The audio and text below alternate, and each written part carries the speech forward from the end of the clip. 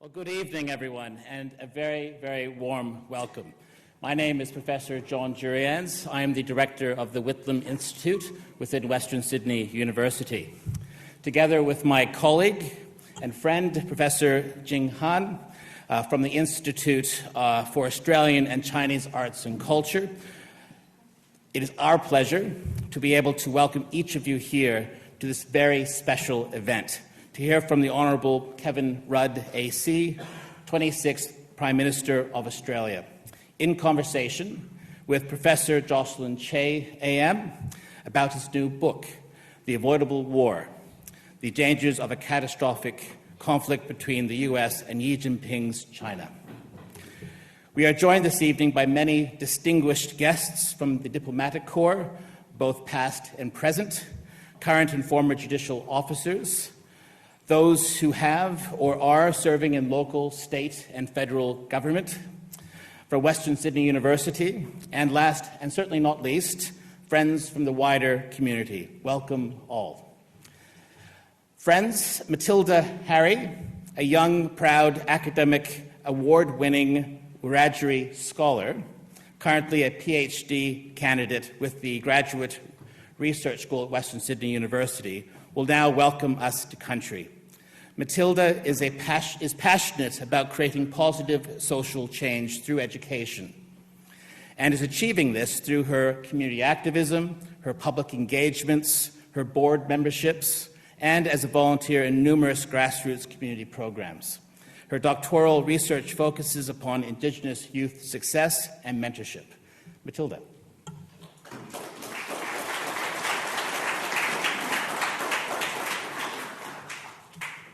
Yamadamarang, everyone. Yuan Nadi Matilda Harry. Baladu Wiradjuri, Gibia Malanya Ninya, Badu Giliang Wiradjuri Narambang. Good evening, the Honourable Kevin Rudd, members of the Whitlam Board, leaders, members of the Australian Chinese community, members of Western Sydney University's professoriate, and guests. Wow, this is such an exciting event.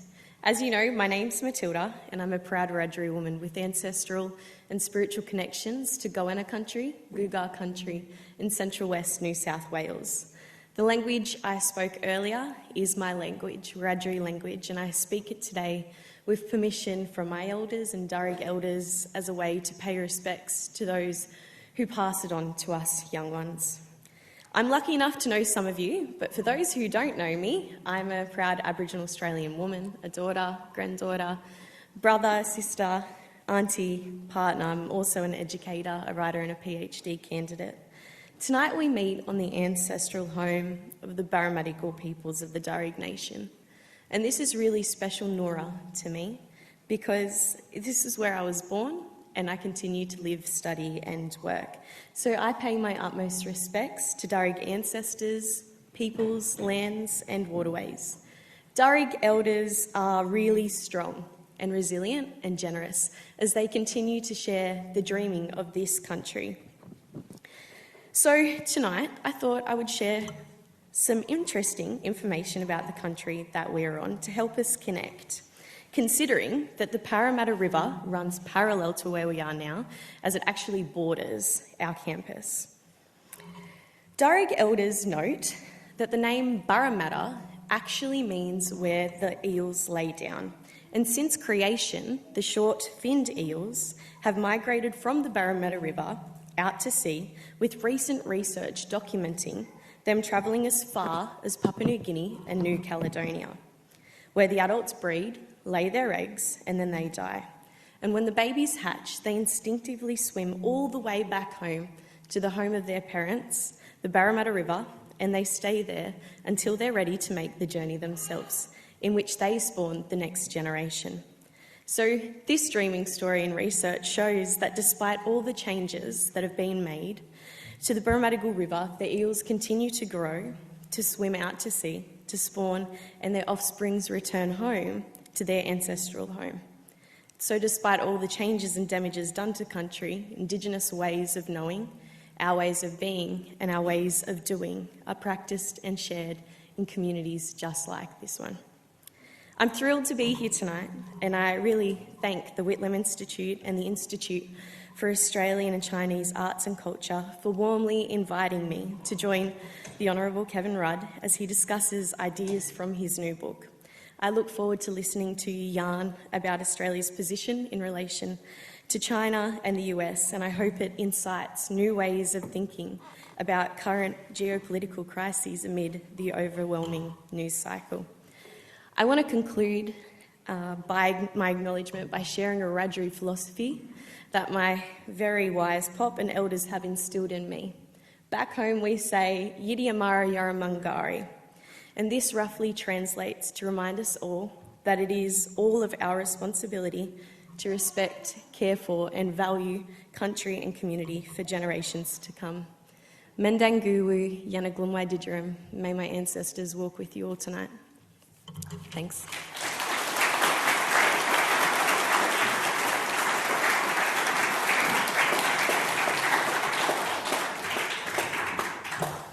Thank you so much, Matilda, for your kind and generous welcome. On behalf of all of us here tonight, let me also acknowledge the traditional owners and custodians of this land and pay our respects to their elders past and present.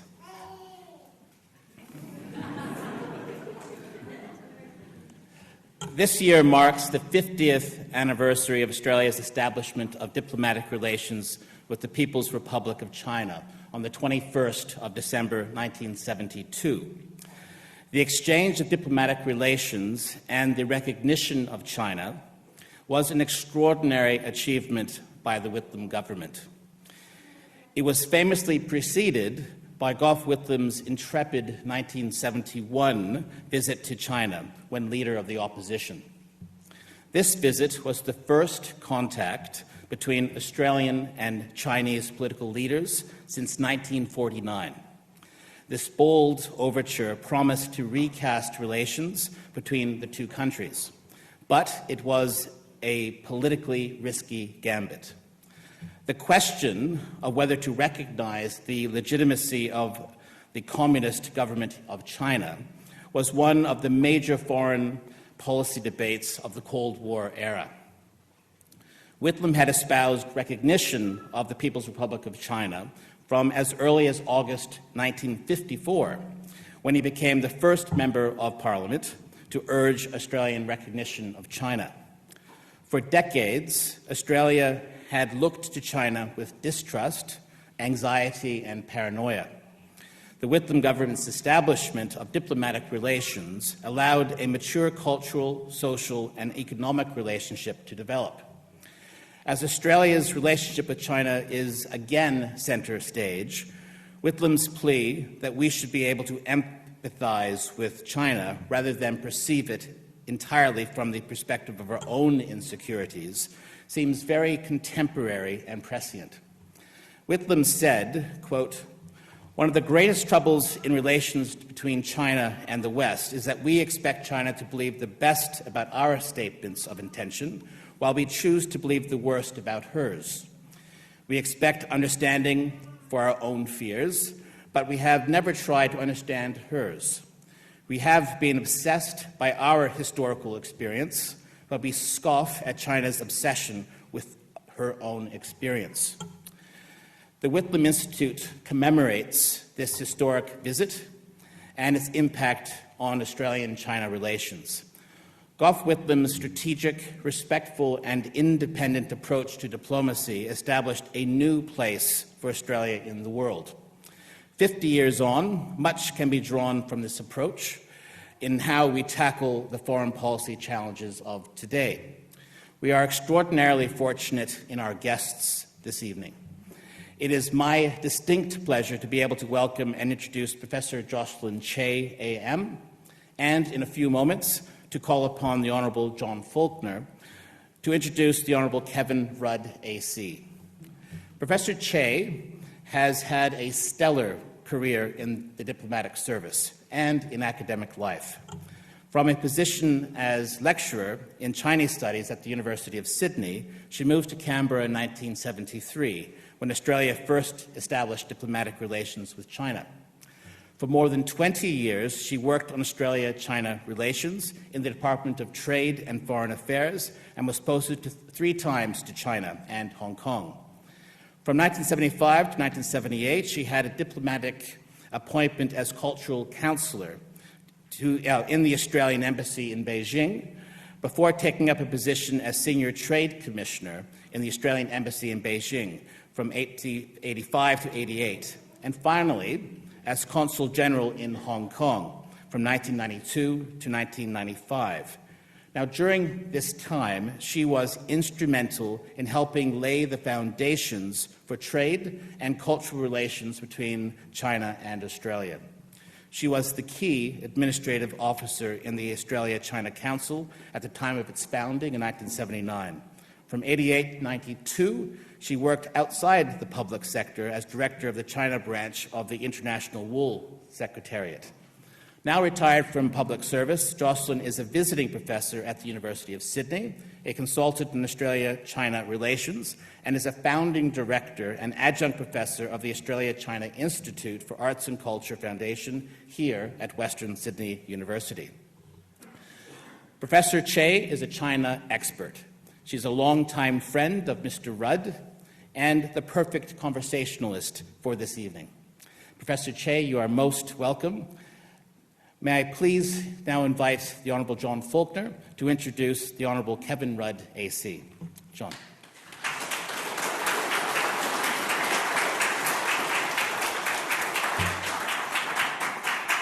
Well, thanks very much, John. I always think the easiest introduction of Kevin Rudd would be just to quote our special guest's own words of self-introduction with a little twist for the third-person pronoun. His name's Kevin, he's from Queensland, and he's here to help. But I'm not going to do that. And I'm also not going to adopt the approach of former Prime Minister Gough Whitlam, whose legacy, of course, we honour at the Whitlam Institute. After being appointed Australia's ambassador to UNESCO, Gough was asked about his knowledge and understanding of UNESCO's work. His response to the journalist was just great. "Young lady, neither you nor I have the time for that long an interview." Well, today we're very lucky to have the time to benefit from Kevin Rudd's experience and wisdom, the experience and wisdom of another former Prime Minister. And we're very lucky to benefit from his unparalleled expertise on China, which has developed and grown over decades of study, research, diplomacy, analysis and engagement, often at the very highest international level. I had my own experience of this when General Guo, the Vice Chairman of the Central Military Commission of the PRC, visited Australia in 2010 when I was the Defence Minister. And I believe that General Guo was the most senior PRC official to visit Australia prior to President Xi's visit in 2014. And as is the nature of such visits, after an exchange of pleasantries, 8 of us retired into a special meeting room for an official dialogue. You look terribly worried, Kevin, there about what I'm going to say. Please, you should be. No. Now, I want to assure Kevin that I'm not able, because of confidentiality concerns, to actually let you know what happened inside that room. Well, actually, I don't know what happened. The meeting lasted about 25 minutes. It was conducted entirely in Mandarin. The only one person present, yours truly, was clueless about what was said or the outcome of the meeting. And I do think, to be honest with you, sitting in a room trying to appear interested when you understand not one word uttered by any other participant for nearly half an hour is a very good test of character. I don't know whether I passed that test or not, but I do recall saying to Kevin as we left the meeting, in somewhat more fruity language that I'm going to share with you, I said, I think you really stuffed that up. And Kevin just chuckled as we walked away, but it was one of those experiences you have in politics. But it's important to understand that we should be under no illusions about how important the capacity for engagement Kevin had. It was quite unique, quite unprecedented for a head of government in our nation's experience, and I think more broadly in the international community, to engage in that way. And can I say to you, Kevin, that we're very grateful that you are sharing with us some of your recent thinking and analysis about the risk of war between China and the United States, and the challenges Australia faces with its own relationship into the future with China. And as John has said, this is particularly so in 7 days, of course. We celebrate the 50th anniversary of the election of the Whitlam government, and as you've heard, the 50th anniversary of the establishment of diplomatic relations with the People's Republic of China just 19 days later, on the 21st of December 1972. We're delighted, Kevin, that you're able to join us this evening.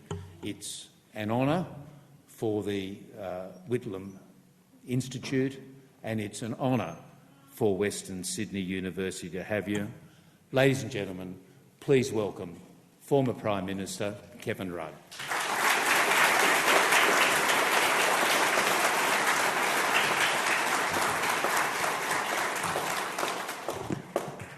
Thank you very much, and I too honour the first Australians on whose lands we meet and whose cultures we celebrate as the oldest continuing cultures in human history. John, the reason that I took half an hour with the then Vice Chairman of the Military Commission, Guo Boxiong, to engage in dialogue in Chinese, it took me half an hour to explain to him how tall, handsome and intelligent you were. And as you know, you don't constitute a short essay. So by the time we got through to each chapter of your political career, our time was up. So when you said you really stuffed it up, that was a paean of praise in Chinese about you. The E.G. Whitlam, it's so good to be here to honour this man, this extraordinary man, after whom this institute is named. And Catherine, his daughter, his only daughter, I would simply like to honour Gough personally, and Margaret, in front of you. He's such a seminal change agent in the history of this nation. Thank you.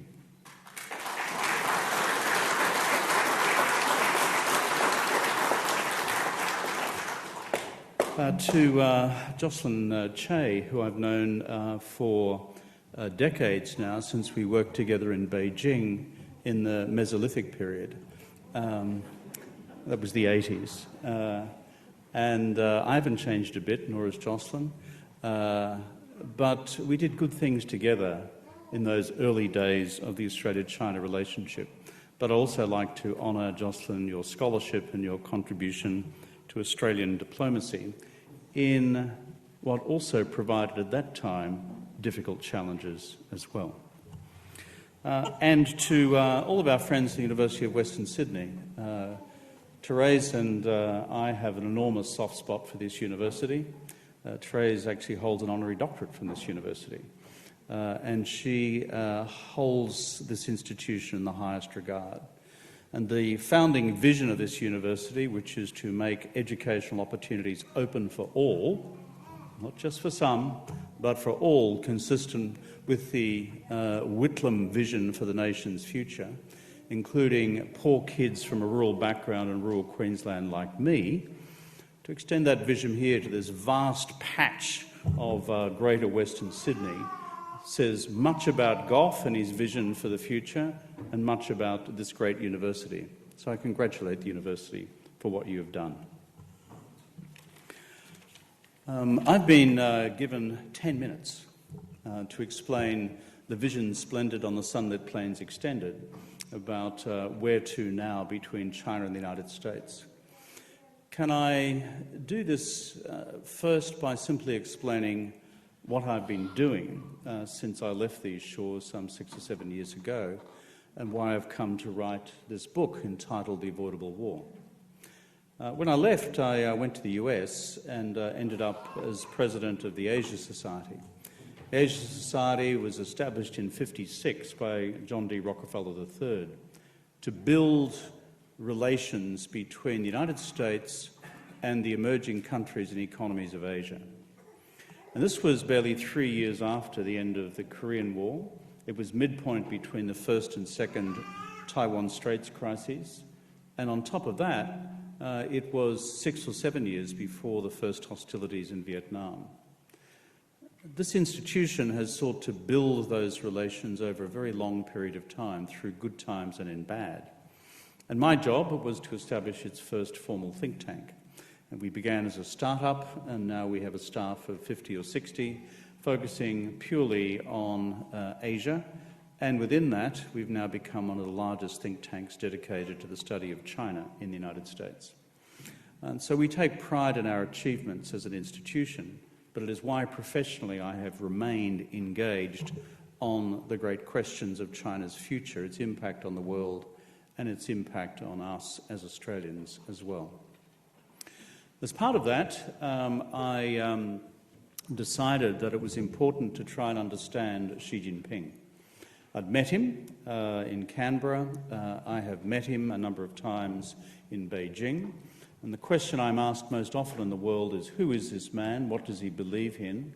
What is his plan for his country, for the future, in the world, in the region, and as it affects us? And what should we do about it? So, in one of the most foolish things I've done in my life, in 2017-18, I enrolled in a DPhil at Oxford. I have just graduated from Oxford after 5 years of study. And the title of my... No, it's not to invite applause. That is simply to say, my God, what a foolish thing that was. But, and if you look at our class photographs from our graduating college, there am I sitting as the Ancient of Days with all these bright young things. My college, by the way, was Jesus College, John, Jesus College, Oxford. And the reason I chose Jesus, you'll appreciate this, somewhat reflective of Gough, who once described himself as a fellow traveller of Jesus. I wanted an email address which had kevin.rudd@jesus. And I now have. But the subject of the thesis is defining Xi Jinping's ideological worldview, which I've just completed. It's now with Oxford University Press, and you'll see it in some form, published form, next year. In the midst of all that, I became deeply anxious about the emerging shape of the US-China relationship. which is why I then took 6 months out of my doctoral studies to write this book on the avoidable war, which is purely about US-China relations. China's role in the rest of the world, but largely about US-China relations, as it is the big strategic factor which influences us all.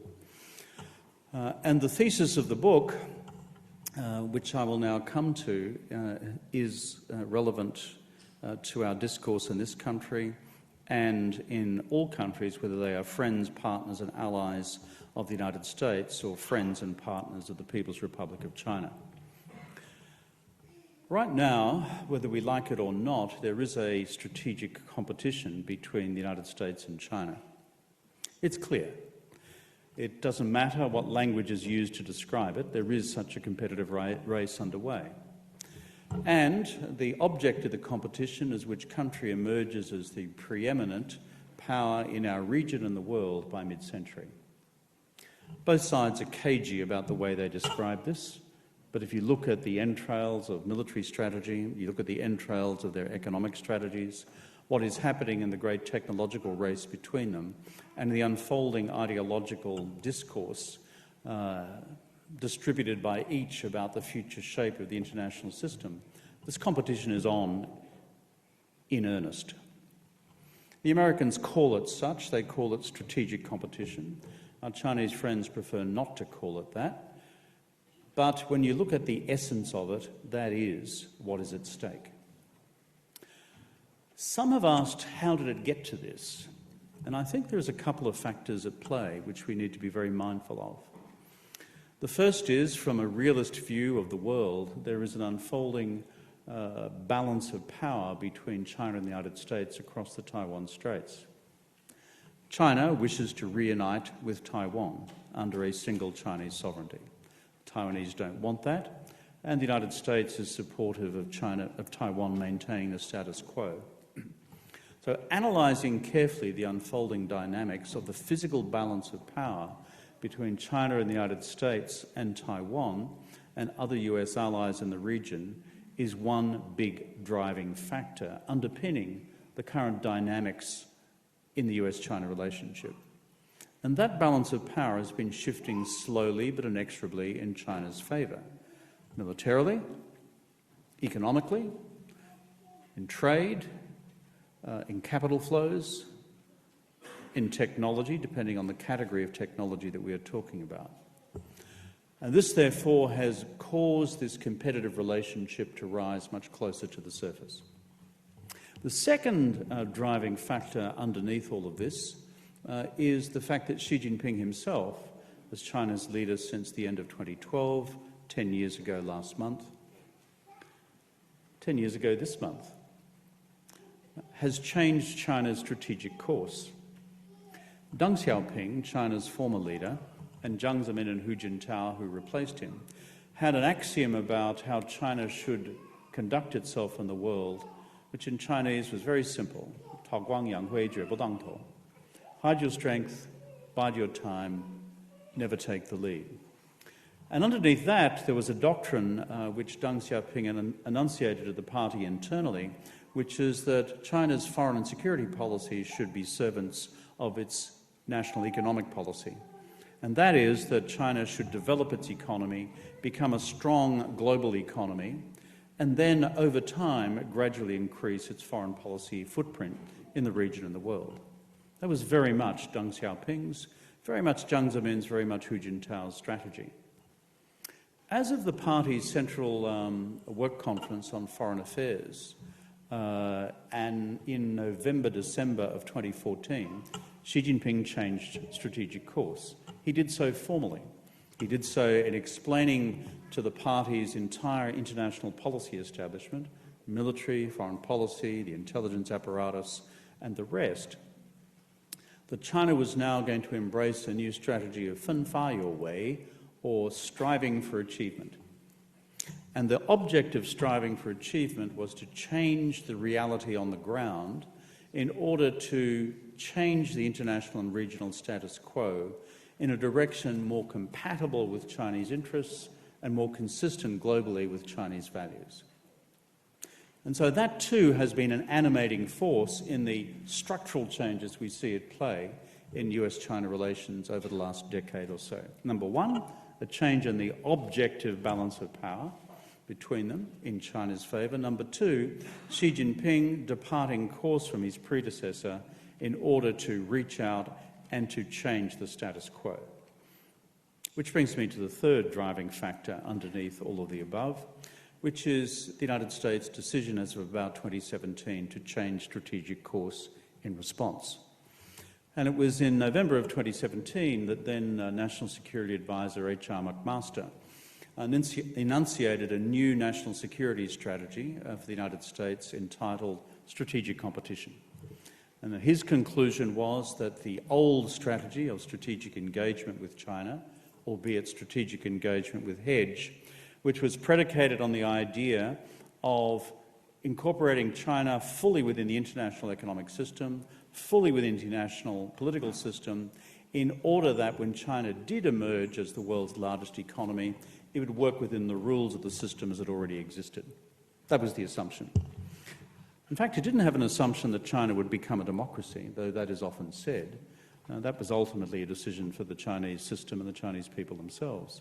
It did have an assumption that it would become part of what then US Deputy Secretary of State Bob Zoellick said in 2005 of becoming a stakeholder in the international economic system as it had existed and unfolded since 1945.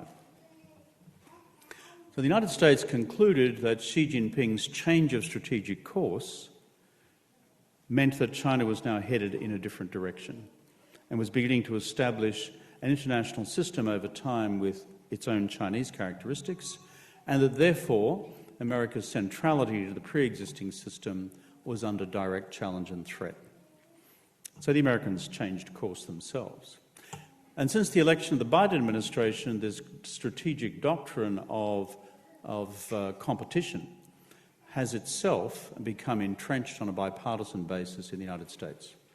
If you look carefully at Secretary of State Blinken's enunciation of the administration's China strategy, which he did at an event which I hosted in Washington with the Asia Society in May of this year, if you look at Jake Sullivan, the National Security Advisor's new national security strategy of September of this year, and the new national defence strategy of just last month, together with the new set of export controls imposed by the United States against China on high technology exports, most particularly semiconductors, this frame of strategic competition is now entrenched in the US body politic.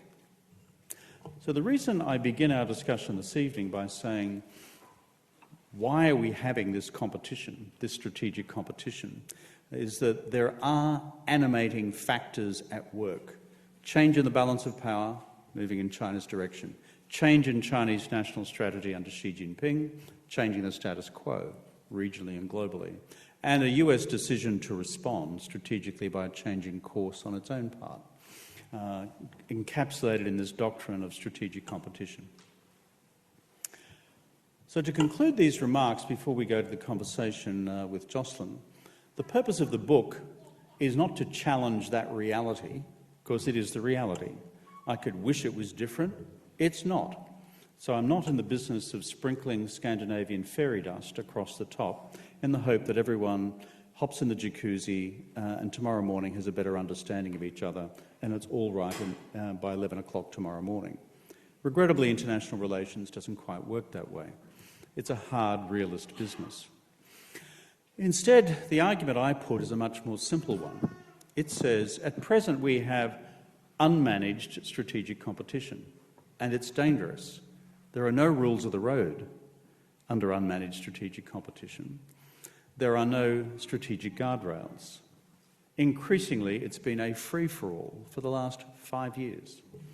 Planes are almost colliding with each other, naval vessels almost colliding with each other, rolling crises in and around Taiwan, rolling exchanges between Japanese and Chinese forces in the East China Sea over Senkaku Diaoyudao, challenges to the question of maritime claims in the South China Sea between China and the 6 ASEAN claimant states on the other, rolling clashes on the Sino-Indian border, and invisible to us all, this rolling battle in cyber and space, which happens virtually every day of the week, and becoming increasingly sharp.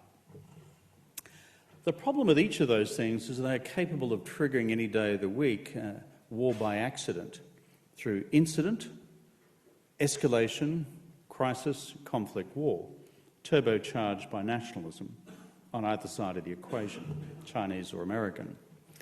And if we are sober students of international relations, we will conclude that in fact there are too many precedents for this littered across the tawdry pages of international relations history. The alternative, which is the subject of this book, is what I call managed strategic competition. What do I mean by that? Again, it's not sprinkling Scandinavian pixie dust across the top. It's saying, at present, neither side, in my analysis, and most people would concur with it at this stage at least, neither side has an interest in war by design. There's a reason for that. Over Taiwan, each side fears that it might lose because the balance of power is still so tight between them. Therefore, the question I ask is, therefore, how can we reduce the risk of war by accident in the period ahead? I argue, therefore, in the book for a set of strategic guardrails, rules of the road, a set of principles within a framework of managed strategic competition which make it possible to navigate this relationship between the two sides. This would have to occur within the 5 major conflict zones of Taiwan, East China Sea, South China Sea, the Korean Peninsula, cyber and space. The second component of managed strategic competition is on the question of, if you can agree on the first with each other, then the rest of the competitive relationship between you can be conducted in non-lethal terms. You can have a competitive relationship in the rest of security policy, the rest of foreign policy, in trade and investment and technology and in ideology. And as I say in the book, may the best system win, without blowing each other's brains out on the way through, which is the risk of unmanaged strategic competition. And the third element, and I conclude on this, of managed strategic competition, is within such a joint framework to carve out sufficient political and diplomatic space for each side now to re-engage with each other and the institutions of global governance to advance global public goods together, like climate change action, like maintaining global financial and economic stability, as well as ensuring that we can do a better job next time on the question of global pandemic management than we did last time. Some would say, well, that's all terribly idealist of you, Kevin. As I say in the book, okay, might be the case, but please come up with a better idea, because I will happily shred every copy of my book if someone does. And I've had this challenge out for 6 months. I have quibbles at the margin, but no alternative construct for how we manage this mess. What I find interesting is that the Soviet Union and the United States embarked upon a similar program following their own near-death experience in the Cuban Missile Crisis in 1962. Those two countries came within a whisker of blowing themselves away, and most of the rest of us with them. And what happened in the subsequent 30 years was that despite the rolling competitive tension in that Cold War, they didn't reach that precipice again. They evolved rules of the road, they evolved some strategic guardrails, they evolved some amelioration mechanisms. And as we look at what Biden and Xi Jinping agreed to in Bali just last week, I think it's worth reflecting on. Inch by inch, I sense that both these sides are crab-walking towards a concept of managed strategic competition. Prior to that, there was no rules of the road, but now President Biden speaks in terms of the need to stabilise this strategic relationship, the need for strategic guardrails, the need for managed competition. and others would speak also of the need for rules of the road. The Chinese have found this harder to move towards, but as a think tank we deal with the Chinese government and ministers all the time because we are not aligned with one side or the other. We take our responsibility as a think tank seriously in the United States. And what I see in Xi Jinping's language is a crab walk also, now talking about the need to put protections around the strategic relationship. And furthermore, he uses the word fang hu, which is getting close towards the concept of a strategic guardrail. He's talking now for the first time about the need for the bilateral relationship to have an anquan wang, a security safety net underneath the overall relationship, and to quote him or paraphrase him, to prevent crisis and conflict. And furthermore, he's commissioned and Biden has accepted senior level officials led by the US Secretary of State to begin the negotiation of these. Will it work? I don't know. But we are in a somewhat better position this week than we were prior to last week, because there has been a resolve on both their parts to move towards an attempt to stabilise this relationship. The long-term challenge of Taiwan remains. This may see us through the next several years, but whether it sees us through the ultimate question of Xi Jinping's judgment come the late 20s and early 30s that the time has come to move on Taiwan is an entirely separate question. That would be a question of war by design, not war by accident, for which the response must be continued amplification of deterrence so that the Chinese military commanders at the end of the day conclude doing that would still be far too risky for them. I thank you for your attention.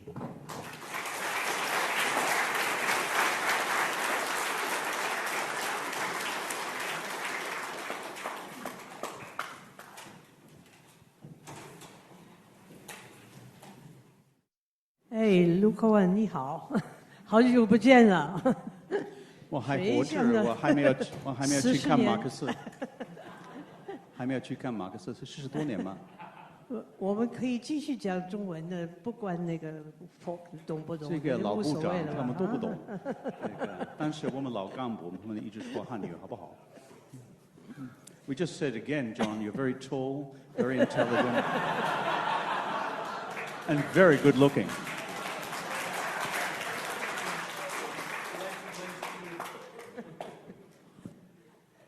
Well, it's really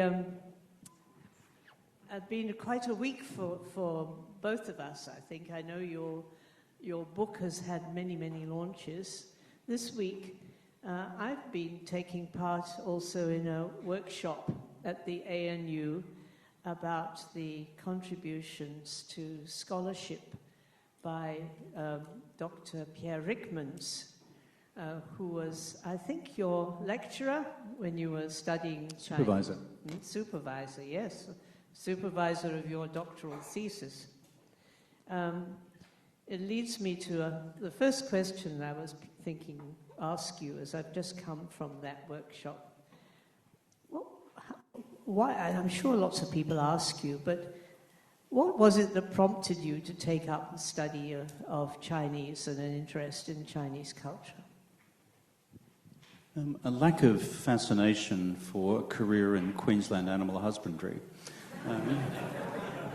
That was the alternative career path for me. It's a pretty simple thing. We're all influenced by our mothers. Most of us are, anyway.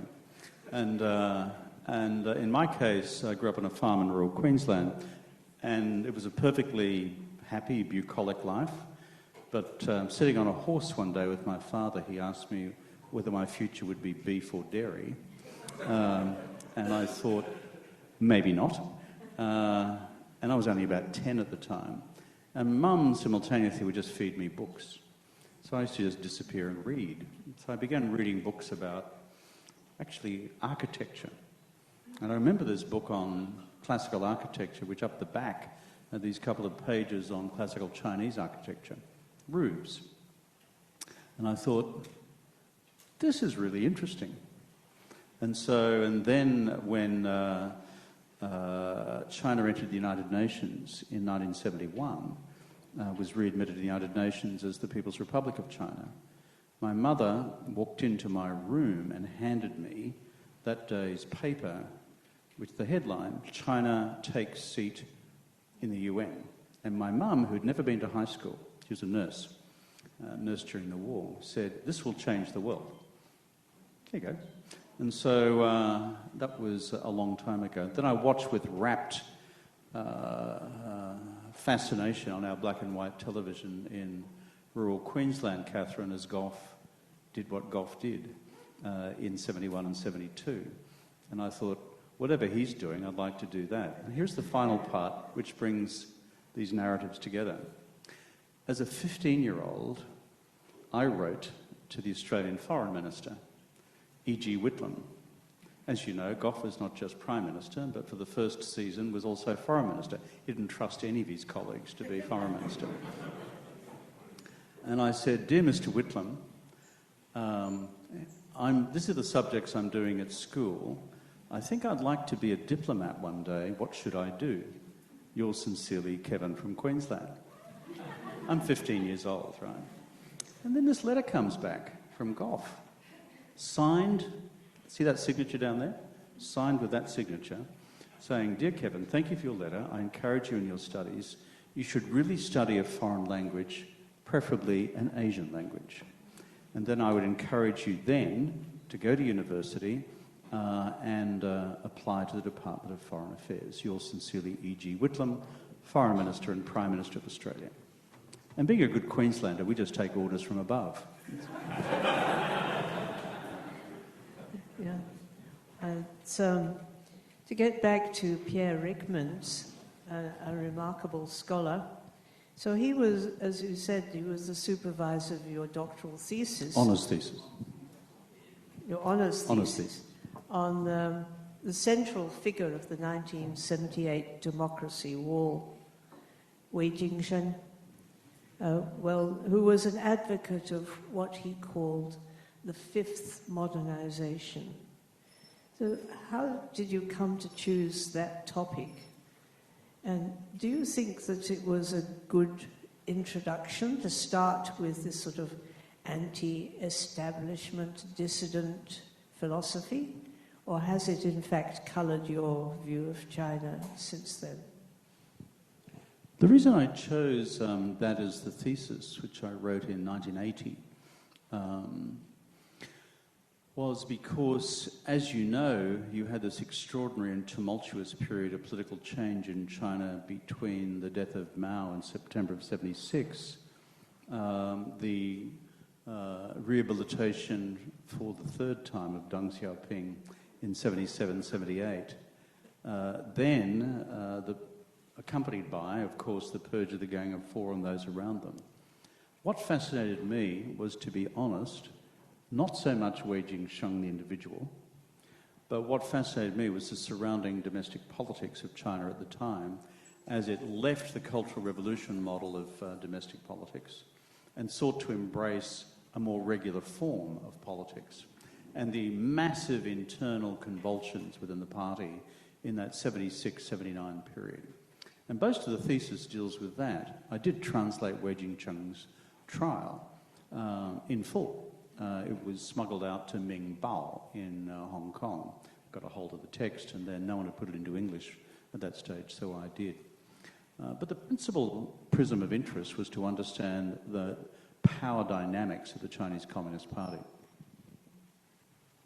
So moving on then, we both found ourselves in Beijing in 1985, when the ambassador was the eminent development economist Ross Garnaut, and he was a very close advisor to Bob Hawke, and he had quite a vision for how relations between Australia and China might develop.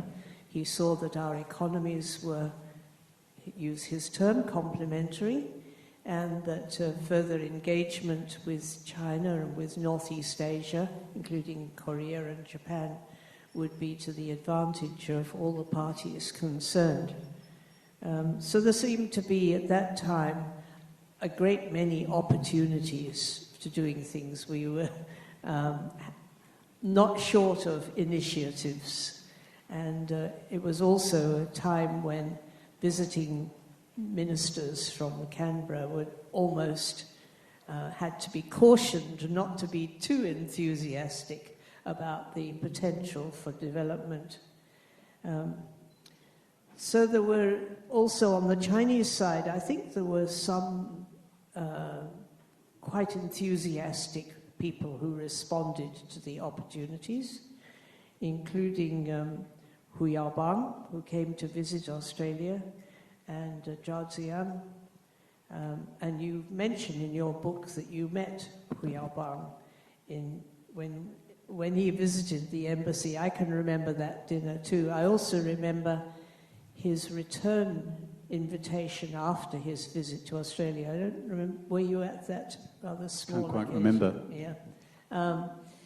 He was, I guess not pushing it too far, say he was an eccentric individual. Somebody, for instance, who thought that chopsticks were not hygienic, and the dinner was served with Western style, with the portions already placed on plates and to be eaten with knife and fork. That's a small indication of his particularity. I wonder if you have any more stories about Hu Yaobang or Zhou Ziyang that you might share with us. Yeah, certainly I was part of both those sets of visits. Hu Yaobang, I didn't come to Australia with him, obviously, because I was in the embassy in Beijing, but I do remember the farewells in Beijing. And I remember all the other Chinese government ministers who came to the residence at the embassy, that you couldn't move for the number of food tasters who were there. Because in the great tradition of Chinese elite politics, you're always frightened of the emperor being poisoned. And so there were just food tasters everywhere. What's your job? I'm a food taster. Okay, good. And so there was this bucket load of food tasters. That's one small memory. What I remember, building on your recollection of Hu Yaobang's modest eccentricity, was when we went to Sichuan. Did you come out to Chengdu with us? No, I wasn't here. So I was doing the advancing in Chengdu, and Chengdu in those days, and here we're talking about 1985. This is Hawke's visit to China, 86, after the Hu Yaobang visit. But Hu Yaobang is still General Secretary of the party, and we get out to Chengdu, and Chengdu in those days was 比较落後, and it was a little backward. Like there was nothing going on in Chengdu. A couple of pandas, and that was about it. And we were encouraging Hawke and the Australian business community to take Western China seriously. But what I remember was the dinner at whichever leadership compound we were at, where you're absolutely right, at the dinner, there was Hu Yaobang hosting with this massive set of Western cutlery.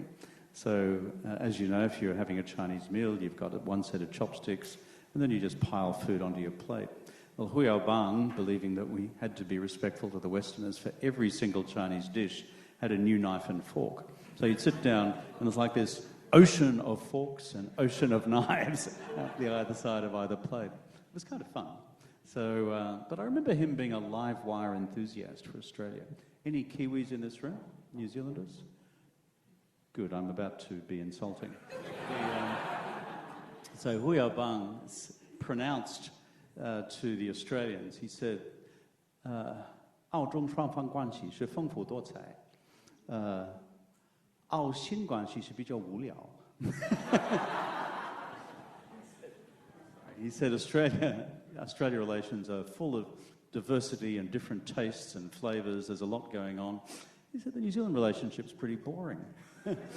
So my Kiwi cousins never got over that when we briefed them in full on the conversation.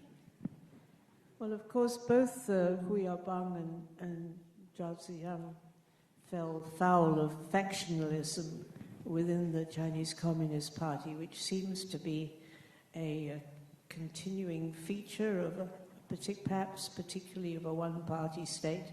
But even in our own politics, people can fall foul of factionalism, and you and others. Who are you talking about?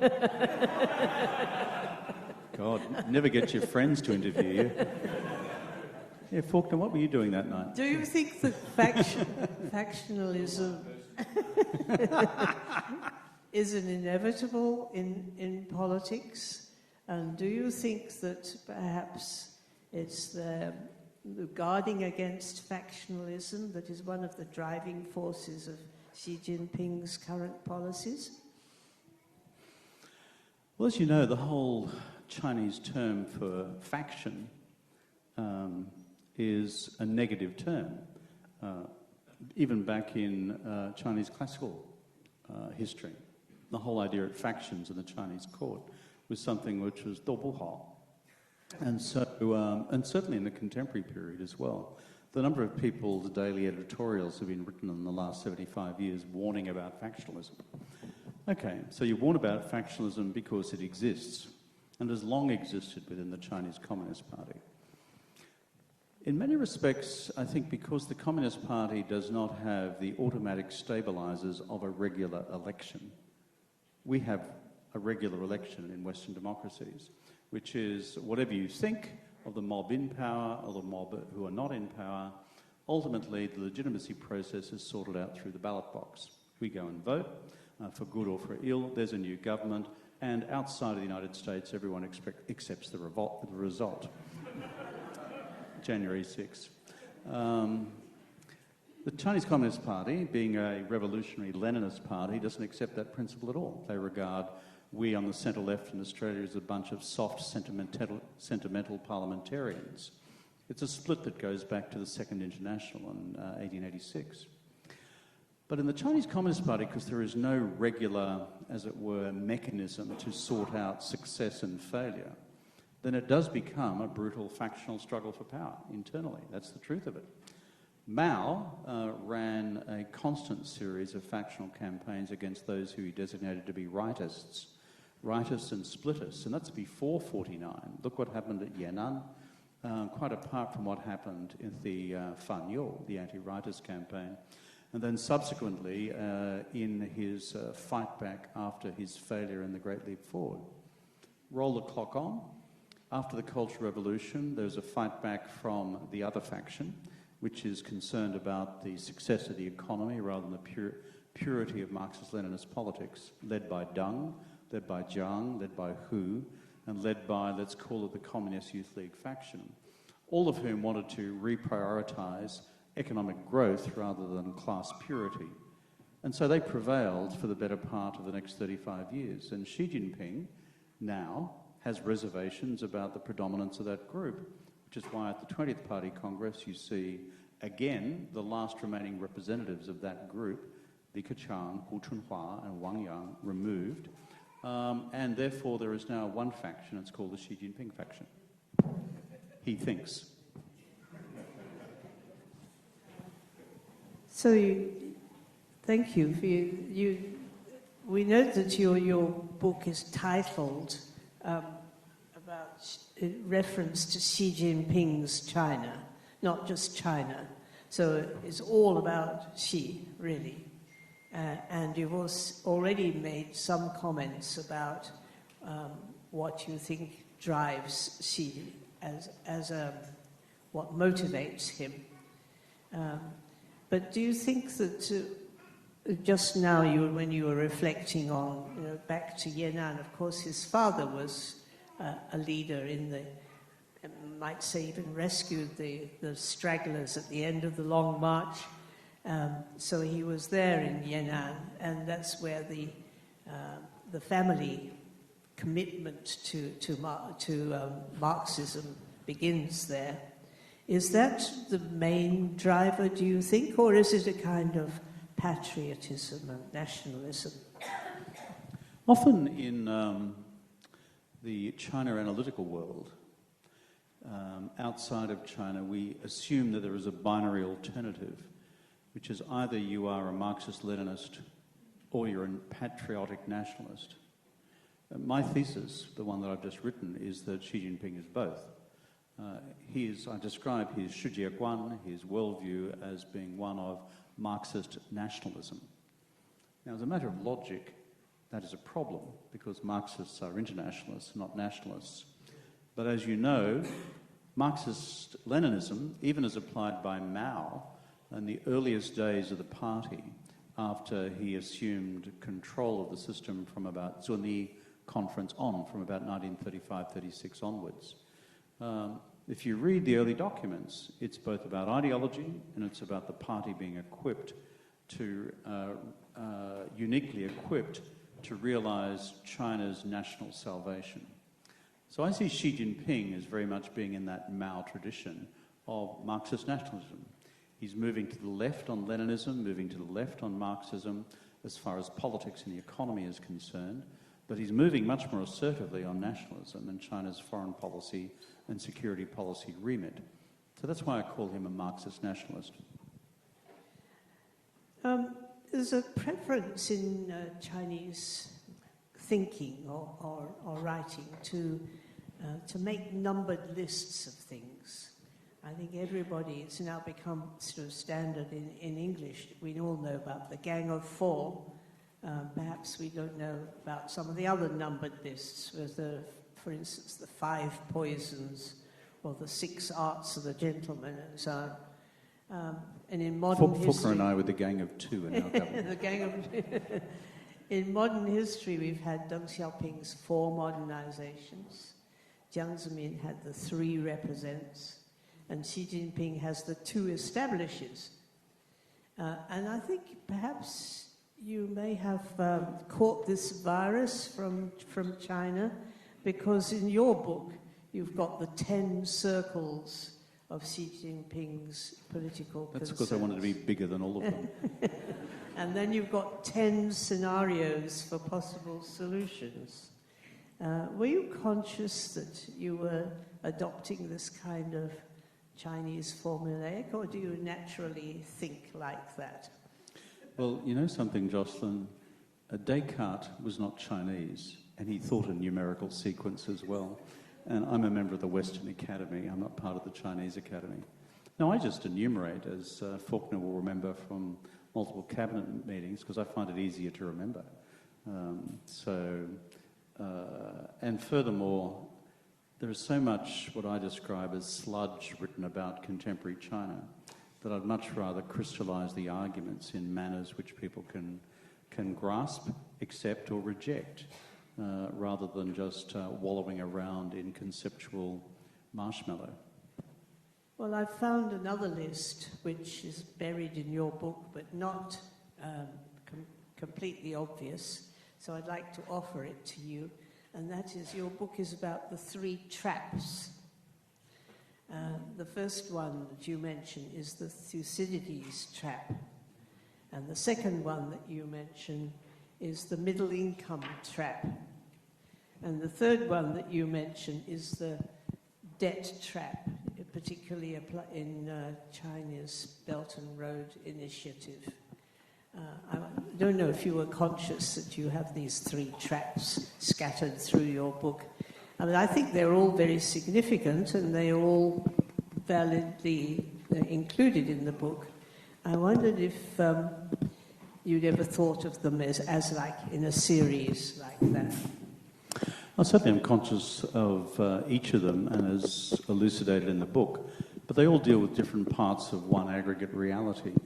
Thucydides' trap is about geopolitics. The middle income trap is obviously about China's economic trajectory. And the debt trap is systemic to all economies. When you elevate borrowings as a percentage of GDP, that you get to a point of nascent financial instability. So, the first trap on geopolitics is clear. Allison's book, Graham Allison's book, called Thucydides, he doesn't call it Thucydides' trap, he calls it Destined for War, written in 2015. That's why I called mine The Avoidable War, because Graham Allison's book in the United States became a meme, and congressmen began to imbibe this meme that we were destined for war. And I'd go, oh, no, no, no, no, no, no, no, no, no, no, no. And that's why I took 6 months out to write the counter-narrative. Under Thucydides' trap, it's based on, of course, Thucydides' history of the Peloponnesian Wars, classical Sparta, classical Athens, rising powers, established powers, and what happens in their respective behaviours as the pre-existing balance is upset to the point where you can either see preemptive action from either side. So, the analogies with the United States and China, of course, are clear. On the debt trap, the Chinese have been worried about that for a long time because of the history of Latin America. Economic development reaching a certain per capita income, middle income status, usually $12,000 a year, and for some reasons, in many countries around the world, stagnates at that and doesn't break through into advanced economy status, often because of questions of productivity, as you know. And the final one on debt, there is a less robust set of mathematics about it, but at what point does your debt to GDP ratio cause inherent instabilities within your domestic credit markets to the point that they freeze, irrespective of whether you have international credit markets at work simultaneously through that debt being dollar denominated or foreign currency denominated, which is not the case in China. But if you were to sit around a table of the Standing Committee of the Politburo, all three of these challenges are perceived, reflected on, and being responded to, which is why I use the terms in the book. I think we've time for just one last question, and I'd like to turn to the question of human rights, which is becoming more and more prominent, not only in international diplomacy, relations with China, with other countries, for instance with Iran at the moment, but also in trade. Just to give one example, there is a lot of discussion at the moment about solar panels which are made of polycarbonate, which is produced in Xinjiang under its claimed forced labour conditions. And that's a question of what we do about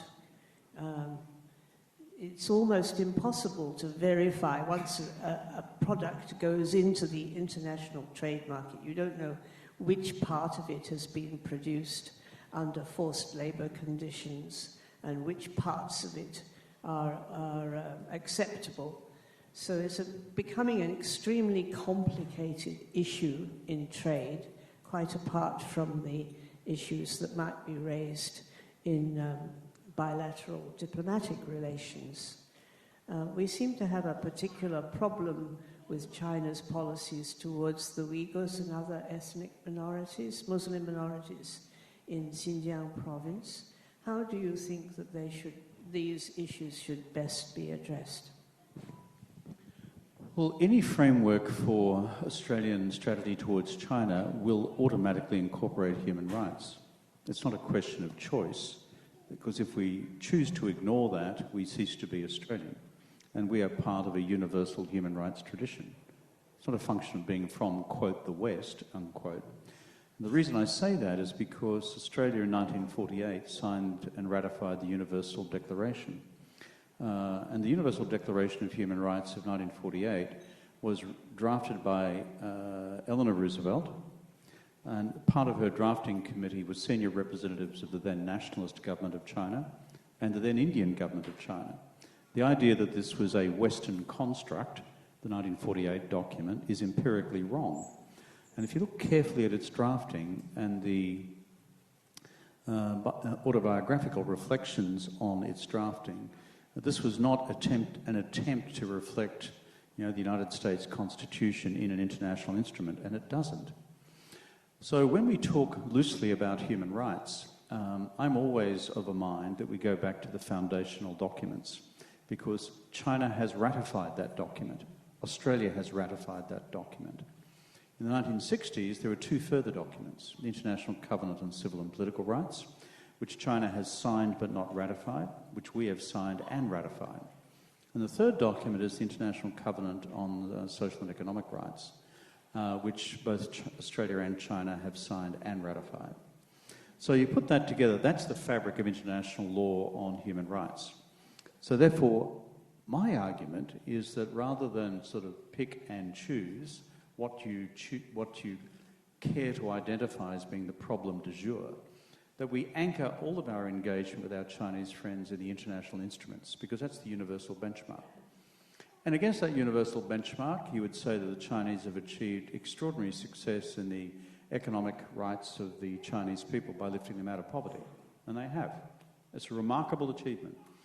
700 million people out of poverty. Now, that is extraordinary.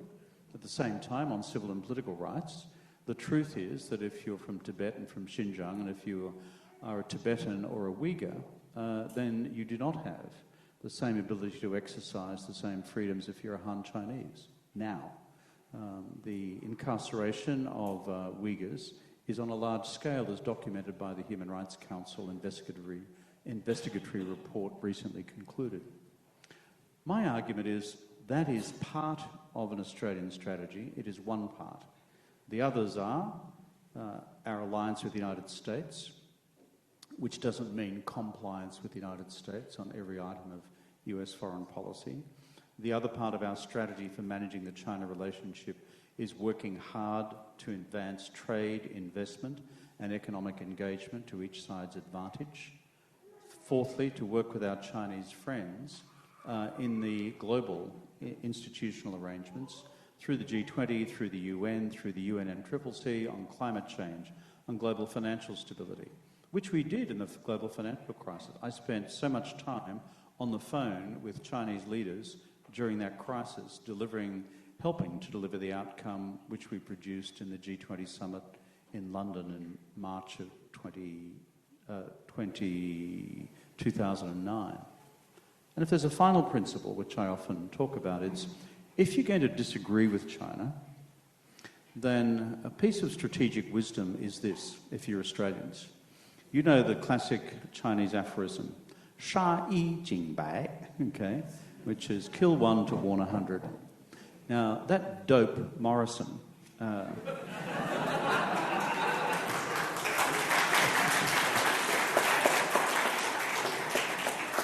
here is a totally partisan comment, but empirically justified.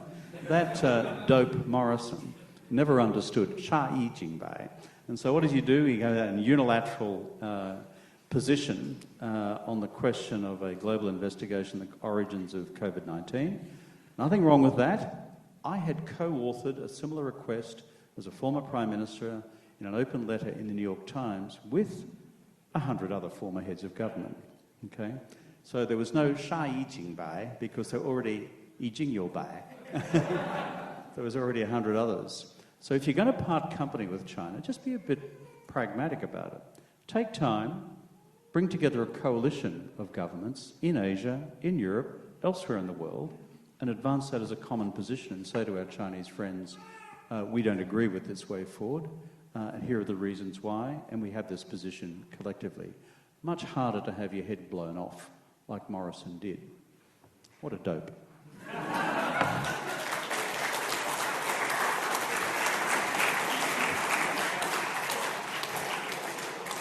Well, thank you very much.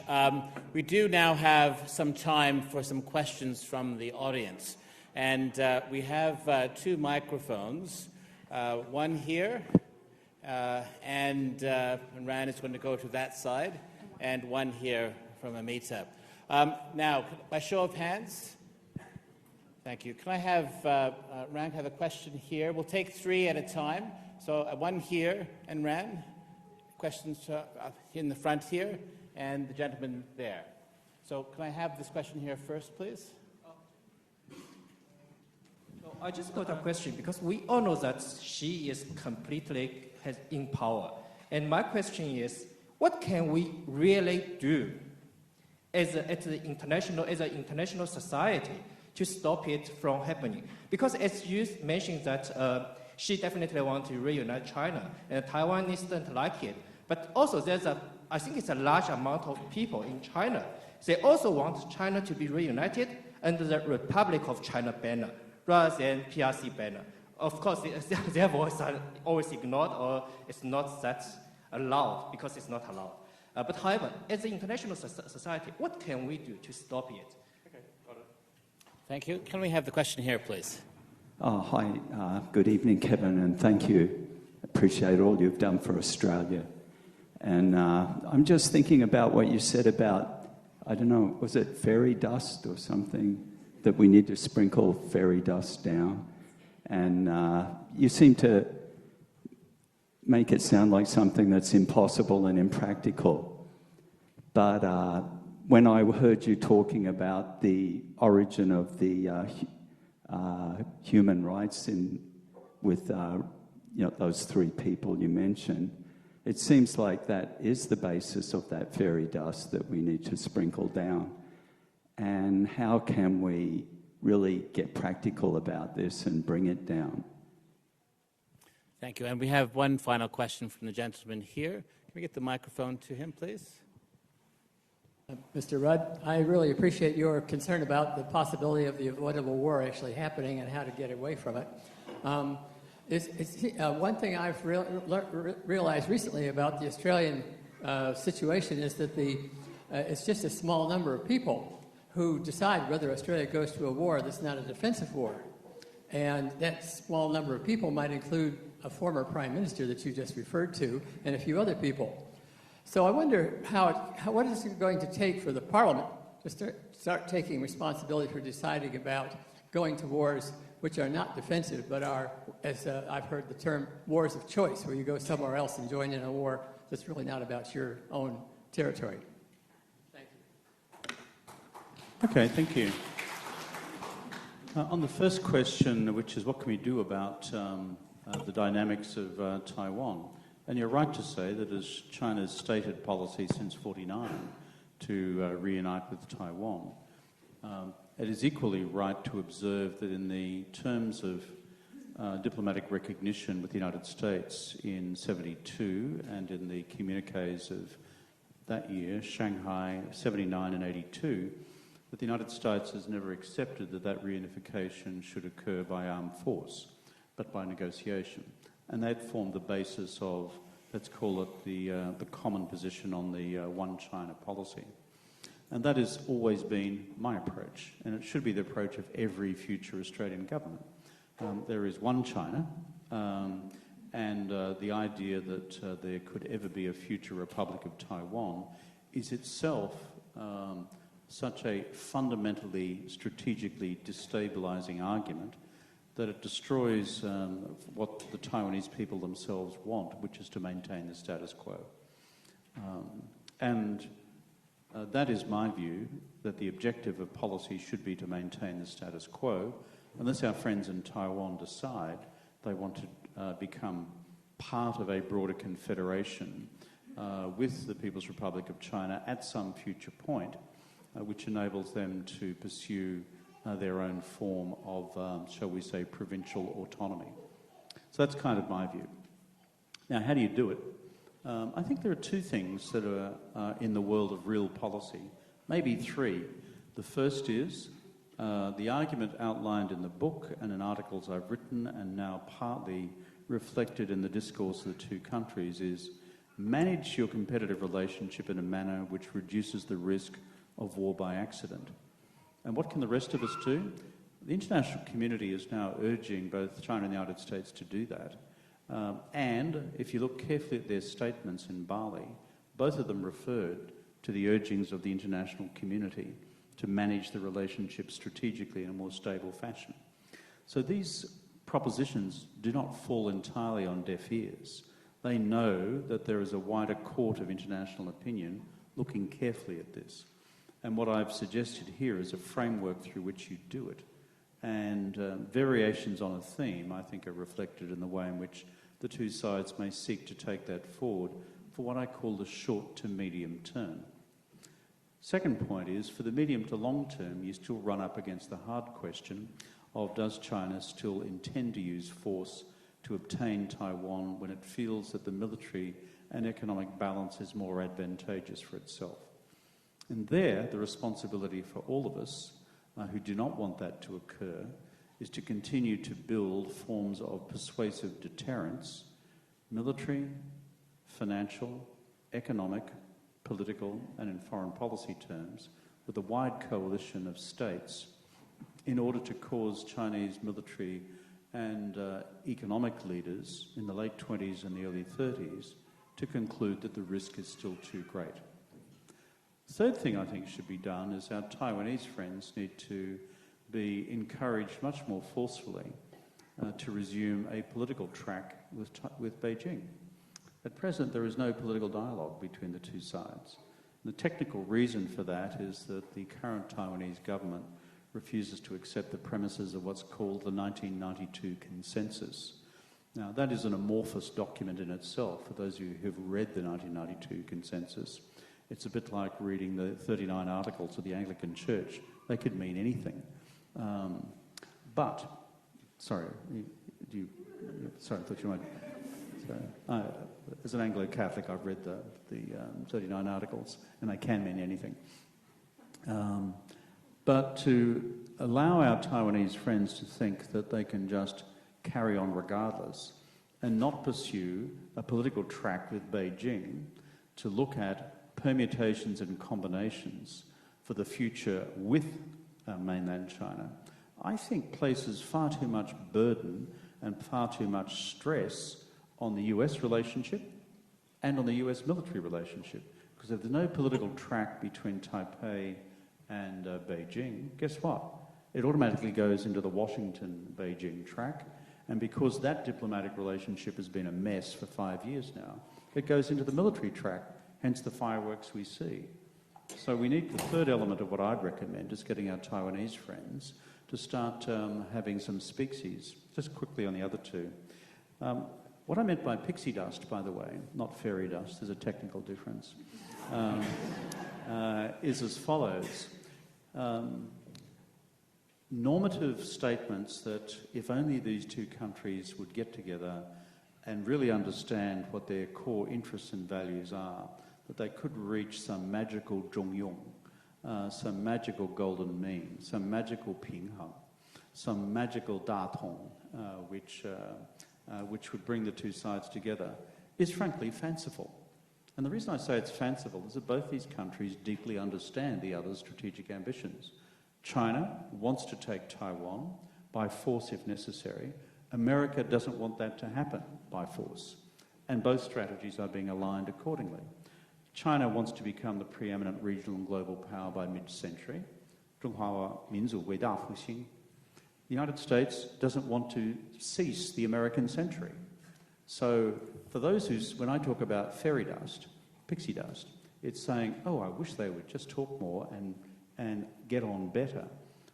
That cannot be achieved in the midst of such a fundamental strategic competition. Therefore, my argument is, let's have some rules around the competition. And part of the continuing competition between China and the United States is over ideology, is over ideation, and therefore is over competing doctrines of rights, 权利. And Marxist-Leninist concepts of rights is vastly different for rights as defined in the liberal democratic tradition. But that's part of the contest of ideas for the wider world. And therefore, my argument is, may the best system win. I am a liberal democrat. I make no apology for that. I've said so in the early pages of this book. The Communist Party has a different view of that. And finally, on the question and the role of Parliament, and the question of going to war, as John Faulkner knows as a former Minister for Defence, on questions of going to war in, for example, Iraq, we, the Parliamentary Labour Party and the Parliamentary Opposition, formally voted against that in a resolution which was put forward by then Prime Minister John Howard. I remember speaking to the resolution as a shadow foreign minister at the time. So there are parliamentary mechanisms. Should you formally bind the executive government in times of national security duress by the aspirations of the parliament itself? I'm not prepared to reach that conclusion. It depends entirely, as they say, on the circumstances. And anyone who's occupied the position of Defence Minister in particular understands that. Thank you, Mr. Rudd. Would you like to take two more questions? Yeah, how's our time going? 'Cause I'm We're running, well, how long would you like to stay back and sign books is the Yeah, question. I'll take two more. That'd be great. And this is the fatal point of an evening when you think you're doing okay, you ask a couple more questions, and then in comes the whistling exocet to take you out and leave you as a smudge on the wall. But go ahead. Well, thank you, Mr. Rudd. We have one question here, and then after this gentleman here, Ran, we have the gentleman in the blue shirt there, and will have to be our last question. You, please. Thank you. Thank you, Mr. Rudd. Good to see you again here. I have a question that your Chinese colleague, President Xi Jinping, probably going to be running his third term very shortly. He'll be what? He will be running his third term of presidency. Yeah, he started. He's doing well. He won by 2,280 votes to 0. Yeah, That's the vote I wanted in the caucus in 2010. And Faulkner didn't deliver the numbers.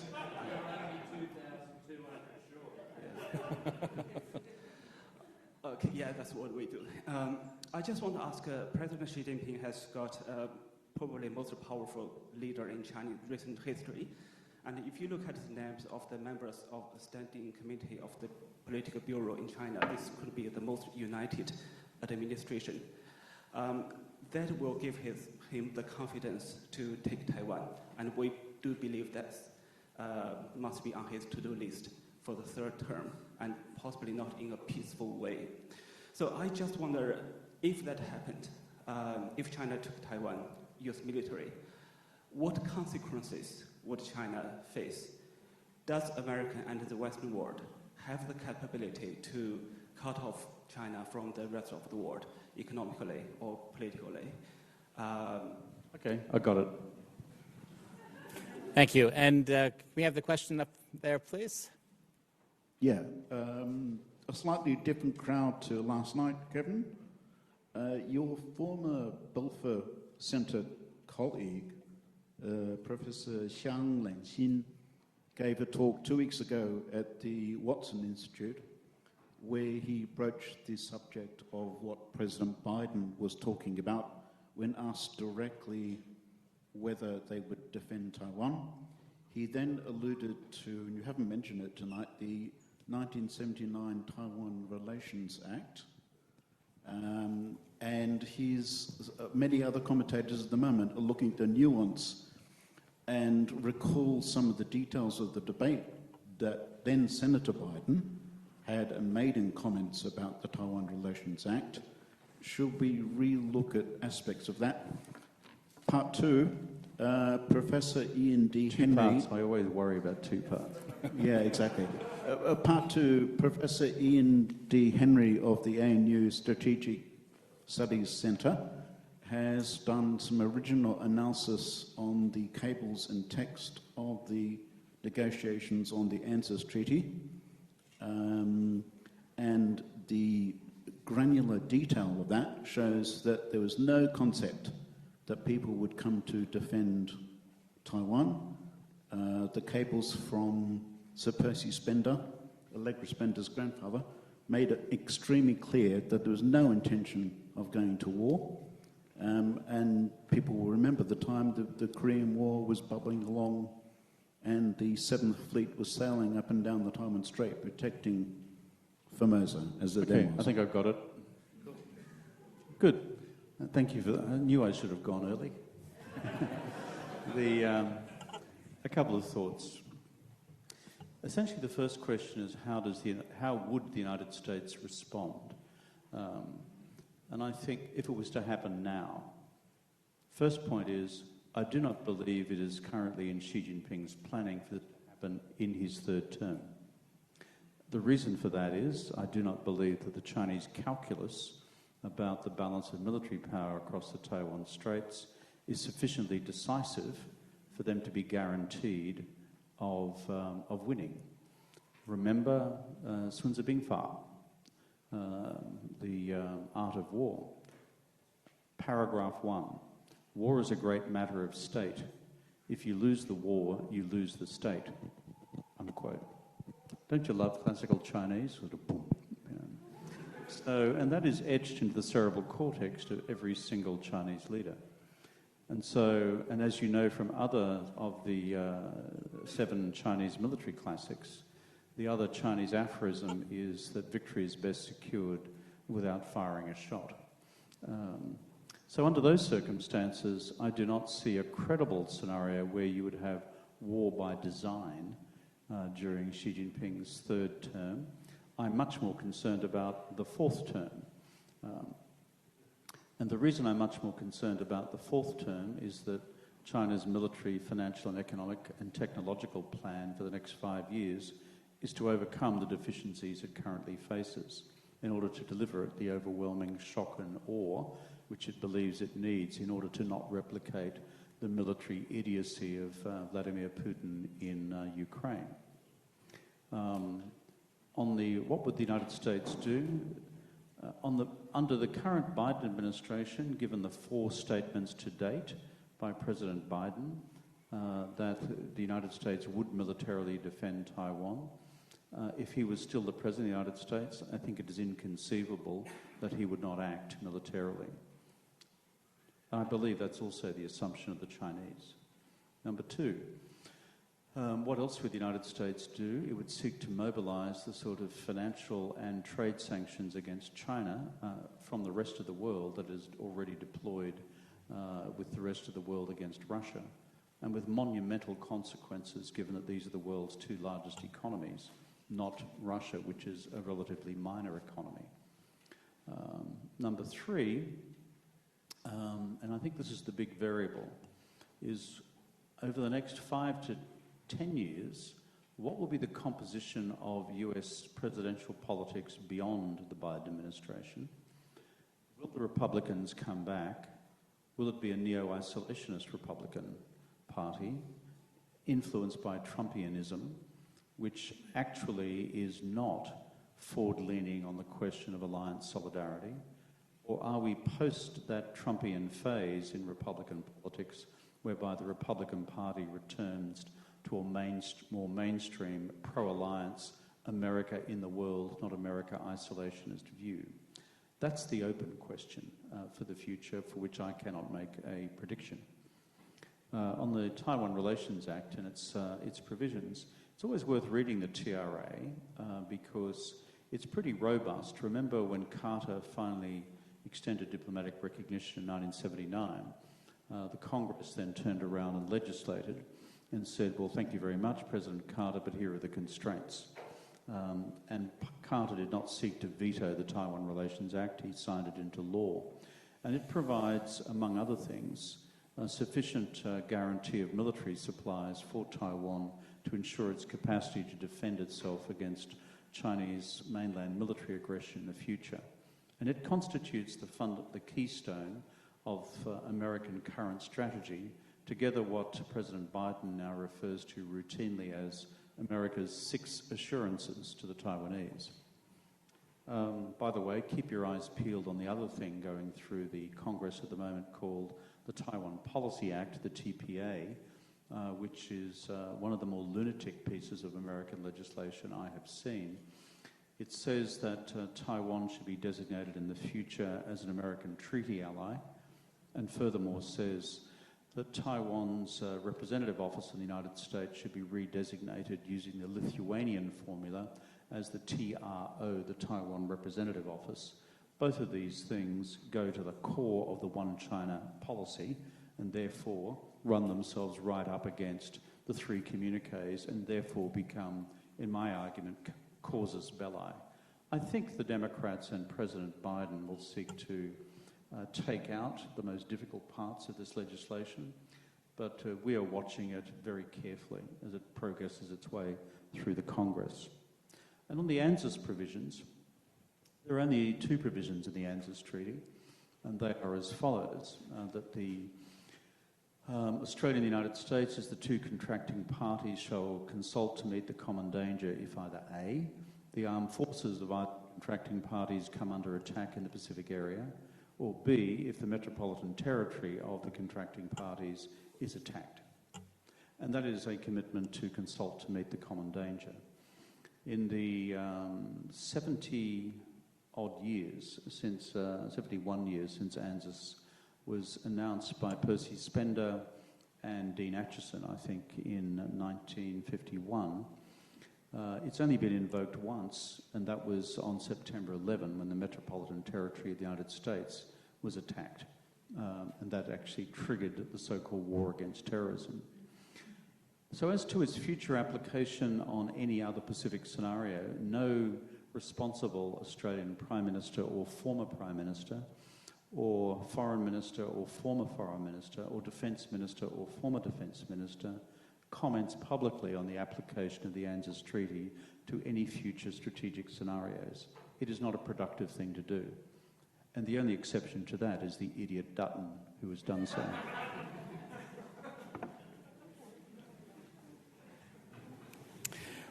Well, on behalf of the Whitlam Institute and its board, thank you to our speakers for the generosity of time.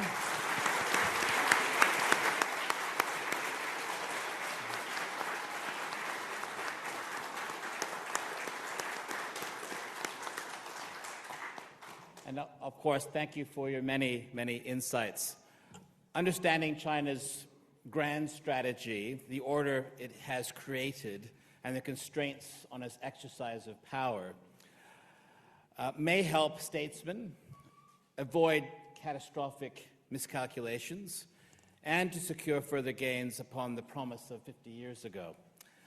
Might I please invite my colleague, Professor Jing Han, the director of the Institute for Australian and Chinese Arts and Culture, to the front to offer a vote of thanks to our speakers. Jing.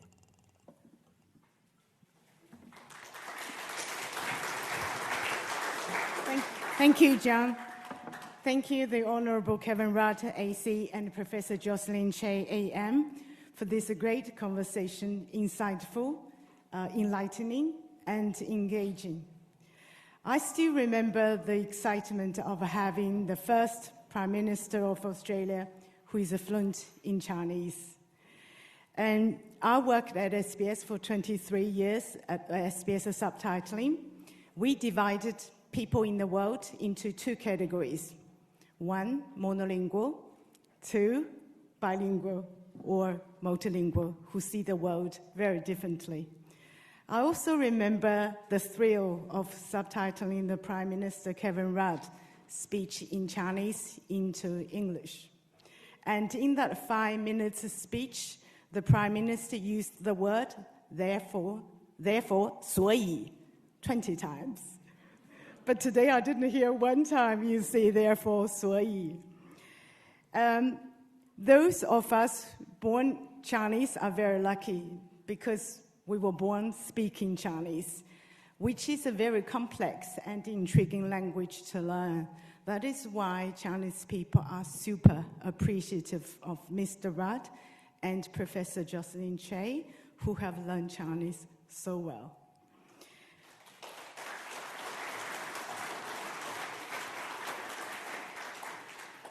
We are also very lucky to be able to claim Professor Jocelyn Chey as ours. As John introduced before, Jocelyn was the founding director of this institute, Institute for Australian and Chinese Arts and Culture, and she's currently the adjunct professor of this institute.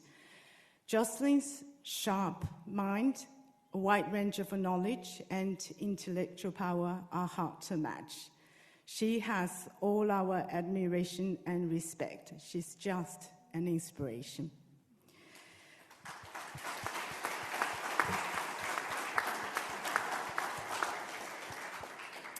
And as a token of our appreciation, John and I have little presents to present to the two speakers today.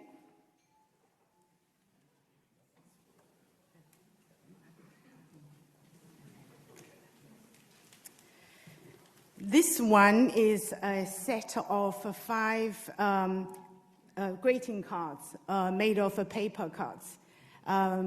They are all Australian flowers and plants, native one. They're made by a very famous Australian Chinese artist called Zhu Tianli, and we have exhibited her artworks. And this set of artworks is called After Black Summer. I also have this one. This is the Chinese translation of a great Australian Indigenous writer, Melissa Lukashenko. Her Miles Franklin Award winning novel, Too Much Lip. And then Chinese version that I made was published in China this year and launched in the Australian Embassy in Beijing. So I'd like to give this to Mr. Rudd, and I hope he will testify that my Chinese translation is excellent. Thank you so much. Thank you. 所以我觉得很荣幸。 I have given my book to Jocelyn before, so thank you very much. I won't hold you up much longer, but we too have a few gifts for Jocelyn, Chey, and Mr. Rudd. Might I also invite everyone to a reception immediately following this, where you'll have an opportunity to view the special art exhibition, A Lyrical Language by Chinese-Australian artist Wang Lan, and of course to take up your opportunity to purchase a book of the Avoidable War and to get it signed by its author. Once again, please or join buy me many in thank... books, and then you get a free set of steak knives. But once again, please join me in thank the speakers in the usual way.